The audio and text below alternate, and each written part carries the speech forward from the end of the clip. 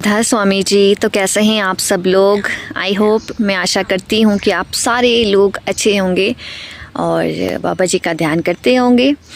तो आज का सवाल ये है कि संगत राधा स्वामी डेरा ब्यास जाती है तो वहाँ से प्रसाद लेके आती है। वो प्रसाद कैसा है? मिश्री, जिसको हम कॉमन लैंग्वेज में मिश्री बोलते हैं। तो बहुत लोगों के सवाल है कि ये मिश्री तो आपको कहीं पे भी मिल जाएगी, है ना, मार्केट में मिल जाएगी, कहीं से भी आप उठा सकते हैं। तो ऐसा क्या है उसमें जो लोगों को वो लेके आना ही होता है ना? लोग क्यों उठा के उसको लेके आ जाते हैं अपने पास? तो इसका जवाब ये है कि जैसे हम मंदिर मस्जिदों में जाते हैं, गुरुद्वारों में जाते हैं, तो हर जगह पे प्रसाद का अलग अलग तरीका रहता है। सब लोग प्रसाद देते हैं और तो जैसे हम मंदिरों में भी जाते हैं तो मिलता है वो प्रसाद। मैं नहीं बोलती कि उसके अंदर क्या क्या, मैं क्यों बोलूँ, क्योंकि प्रसाद प्रसाद है। और जो हमें मिलता है वो, जिसको लोग मिश्री करके पुकारते हैं, जिसकी कोई अहमियत भी नहीं समझता है कोई, है ना। कई लोग जो गैर सत्संगी है उन्हें नहीं मालूम ना, इसलिए बता रही हूँ। बाकी सत्संगी लोगों को उसकी अहमियत बहुत अच्छे से पता है। इंसिडेंट भी बताऊँगी मैं आपका उसका।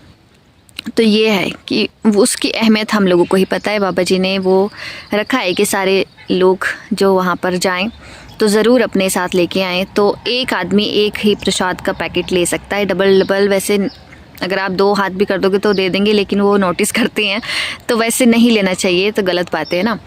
एक टाइम पे एक, मतलब एक पर्सन के लिए एक ही हो तो काफ़ी है, क्योंकि इतनी ज़्यादा संगत होती है, सबको देना होता है। तो यही है।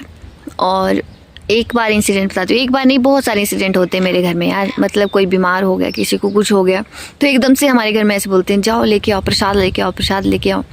तो वो जो प्रसाद है वो बाबा जी की दृष्टि पड़ने के बाद हमें दिया जाता है। इतनी ज़्यादा उसमें हम बोलेंगे पावर है कुछ तो है, जो प्रेम है उसमें बाबा जी का, वो दिखता है। और हमारे लिए है, सबके लिए, जो भी उसे लेता है।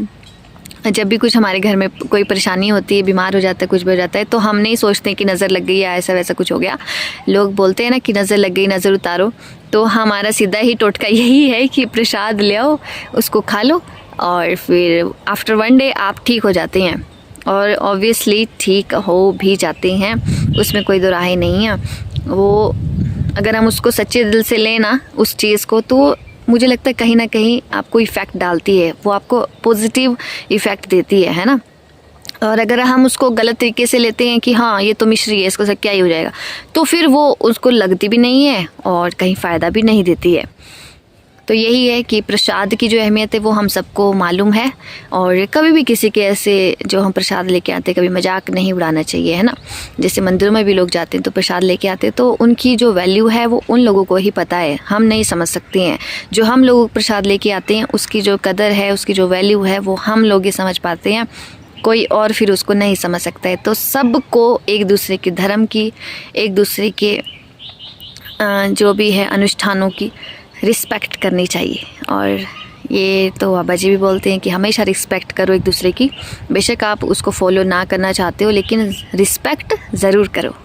राधा स्वामी जी।